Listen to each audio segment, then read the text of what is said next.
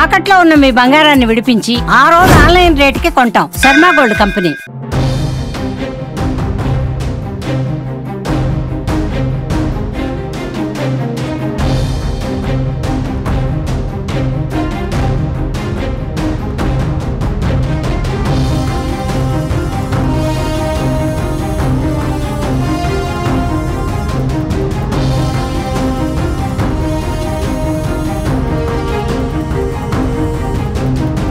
Indian defence system Bharat కు గోడగా నిలిచింది. INS Vikrant అంతు చూసింది. డ్రోన్ల దెబ్బకు పాక్ పరేషాన్ అయింది. లాహోర్, ఇస్లామాబాద్, కరాచీలో బాంబుల వర్షం కురిసింది. గురువారం అర్ధరాత్రి ఆకాశంలో చుక్కలు కాదు, పాక్కు బాంబులు కనిపించాయి.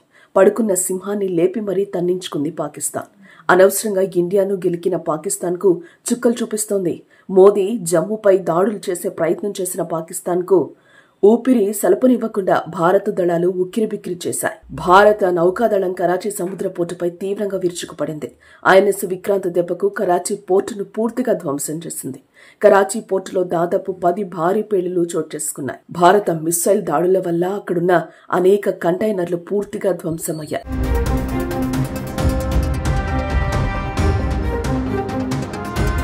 ఇస్లామాబాద్ లో అలాగే లాహోర్ ప్రాంతాల్లో భారీ పేలుళ్లు జరిగాయి. అటు పాకిస్తాన్ ప్రధాని షరీఫ్ ఇంటికి సమీపంలోనే భారీ పేలుడు సంభవించింది. ఆయన ఇంటికి 10 కిలోమీటర్ల పరిధిలోనే భారత్ బాంబు వేసింది. దీంతో ఆయన లగెత్తారు. దేశం విడిచి బహ్రెయిన్ పారిపోతున్నట్టు తెలుస్తోంది. ఇప్పటికే ఆయన వెళ్లిపోయారని సమాచారం.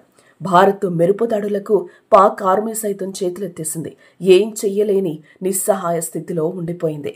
కీలకమైన ఆర్మీ అధికారులు కూడా ప్రధానితో పాటు విదేశాలకు జంప్ అవుతున్నట్టు వార్తలొస్తున్నాయి.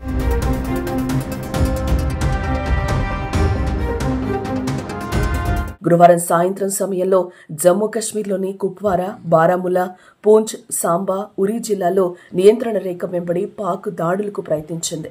అంతర్జాతీయ సరిహద్దుకు సమీపంలో ఉన్న జమ్మూ, పఠాన్కోట్, ఉధంపూర్ వంటి కీలక సైనిక స్థావరాలను కూడా పాకిస్తాన్ లక్ష్యంగా చేసుకుని డ్రోన్లు, క్షిపణులతో దాడి చేసింది. జమ్మూ ఎయిర్పోర్టు పైకి పాక్ క్షిపణులు దూసుకొచ్చాయి. అయితే భారత సైన్యం అప్రమత్తంగా వ్యవహరించి ఈ దాడులను సమర్థవంతంగా తిప్పికొట్టింది. పాక్ పంపిన మిస్సైల్స్, డ్రోన్లను భారత సైన్యం కాల్చేసింది. F-16 విమానంతో పాక్ దాడికి ప్రయత్నించగా భారత్ కూల్చివేసింది. మొత్తం ఉత్తర పశ్చిమ భారతదేశంలోని 15 నగరాల్లోని అనేక సైనిక లక్ష్యాలను లక్ష్యంగా చేసుకునేందుకు పాకిస్తాన్ చేసిన ప్రయత్నాలను భారత్ భగ్నం చేసినట్లు భారతదేశం ప్రకటించిన కొన్ని గంటల తర్వాత భారత్ అటాక్ స్టార్ట్ చేసింది. మన అమ్ముల పొదిలో ఉన్న అస్త్రాలన్నీ బయటకు తీసి దాయాదిపై ఎదురుదాడి చేసింది. భారత్ కేవలం గంట మాత్రమే దాడి చేసింది. ఈ దెబ్బకు పాక్ ఖేల్కతమైంది. భయంతో వణికిపోయింది.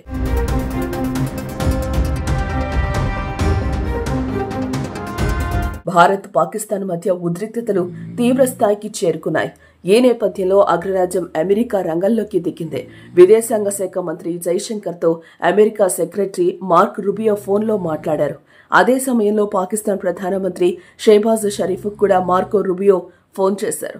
తక్షణమే 2 దేశాలు ఉద్రిక్తతలను ఆపేయాలని హితో పలికారు. ఇరు దేశాల మధ్య ప్రత్యక్ష చర్చలకు అమెరికా మద్దతిస్తుందని ఆయన హామీనిచ్చారు.